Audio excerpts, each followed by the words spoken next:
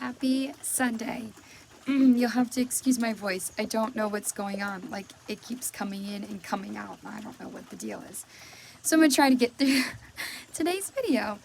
I am actually out here on my back porch. I was checking on my fall starts because even though we're still in summer, I'm harvesting tomatoes and green beans and all those summer crops. We've got to start thinking ahead to fall. So I started these, I started the Brussels sprouts at the end of June because they take a really long time to go. And then I've just been kind of little by little starting the rest of it here and there. So I'm going to show you what I've got planned for fall. Alright, so these are my Brussels sprouts, and even though they're not in a greenhouse, they're out here on the porch, you can tell that little bugs have already found them. So I've sprinkled them with some diatomaceous earth. And usually I keep them out here in the yard, but when it rains I pull them up here.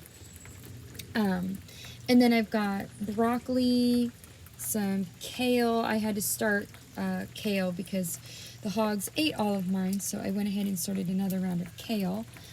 And I've got cauliflower and kohlrabi. I also have, this tray's a bunch of different cabbages. I'm doing a Napa cabbage, which is really good for like kimchi, a savory cabbage, and then I've got this other one which I'm kind of excited about. I called it a Vera cabbage, but I think it's a Vera Navone. I'll flash it up here on the screen. And it likes a little bit of a warmer temperature. And I thought for germinating seeds, when you're starting your cool weather crops in the summer, that might be a good one because it does get pretty toasty here. And I didn't want to have to do this in the house. So with a more heat tolerant cabbage, so I could start it outside rather than a cooler cabbage that maybe would get leggy or not grow well in the heat. It will still tolerate our fall temperatures, so that's not a problem, but it is on the warmer side. It can tolerate more on the warmer side, weather-wise. So we're going to try it. It's kind of a balance in finding what works for your zone, your elevation, your property. What might work for me may not work for somebody way out west. So that's one thing to keep in mind. I am zone 6B, so really for Georgia, in the mountains of North Georgia, we're pretty high in elevation, so our weather is a little cooler because of that, and a little more severe. We get a little more ice than even other parts of our county, on the side of the county we live in. So that's what I have growing for fall. That's what I'm thinking for fall. I'm thinking today, I had this thought that this week I'm going to start some beets in the trays. Now, I have been growing beets. I'm going to go inside because my AC just kicked on. I have been growing beets in direct seeding them. I have not been starting them, and I've seen people that start beets from seed. And I don't do that with carrots, and I don't do that with radishes, but rabbits just keep eating the tops of my beets off, and I'm never going to get any, and I really like them. So I am thinking that I might seed start some beets. I don't know. I might try that. That way when they're a little bigger, I don't know, I just don't know if the rabbits are still going to eat them. Last year we didn't have this problem. They didn't mess with anything, but this year they are. So I don't know if they'll eat them when they're bigger. I don't know if because they'll be bigger they can tolerate it. I don't know. I'm just trying to think around the situation and figure out what I can do. Rabbits literally stopped coming in the garden. They stopped messing with my brassicas once I put that soap out. And I had the soap out next to my beet seedlings. So I don't know. I will have to see about starting them from seed in a tray and then adding the Irish Spring and then making that cayenne garlic spray. I need to spray them with that as well. So hopefully between all of that, I might be able to get some.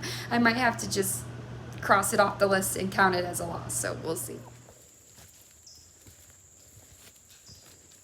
They're following me. Oh, you reached the end of your road? Think I got goodies for you? So sweet.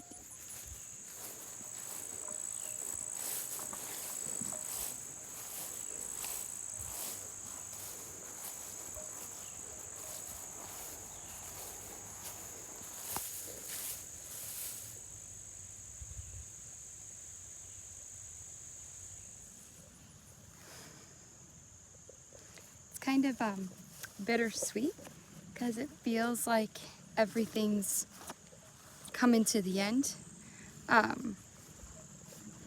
You know, that you can just kind of start to see bits and pieces of the life kind of leaving. Just in that it's coming to the end of its season. Things only grow so well at certain seasons, so you can just kind of see that everything's reaching its cycle and reaching the end of that season, and it's definitely bittersweet. So oh no, these beautiful sunflowers, and it just fell over. Sad. But that one is looking lovely. I've actually never grown sunflowers out here in the garden like that successfully, so that's cool. One thing I wanted to check were these tomatillos. I keep forgetting to check them. And I'm like, I think about them often because I want them for our salsa. They're so good in salsa. They just add such a wonderful flavor. But I always forget to come out here and see if any of them are ready. And it doesn't look like they are. There's one. These are really cool. When the husks start splitting open like that, that's how you know they're ready. But they're so good. And they grow so well up here. Who would have thought? I have got to get this greenhouse back under control. Like, seriously? What is that? Growing up here in the corner. Things are dying. It's hot in here. Weeds are overtaking it. Like, whew, this thing has got to be given some love. Mint has found its way in, and we all know how that goes.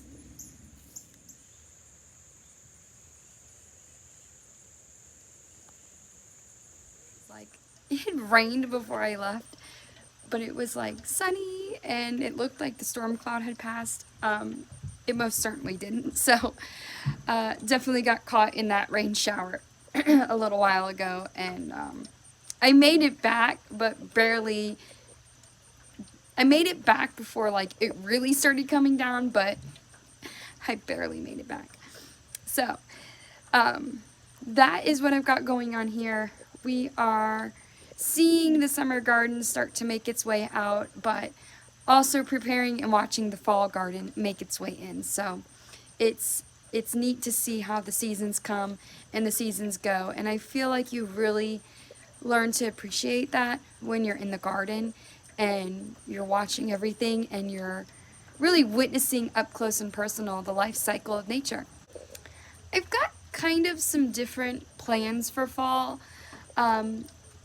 Also really hoping to be able to extend into the winter season with the greenhouse. I tried that last year and it worked really well, so I'm going to up the amount of food that I grow in the greenhouse this winter, and really thinking ahead and preparing for that. But I'm going to try a few different things this fall. I want to do our best to eat seasonally and really take advantage of what grows well in each season.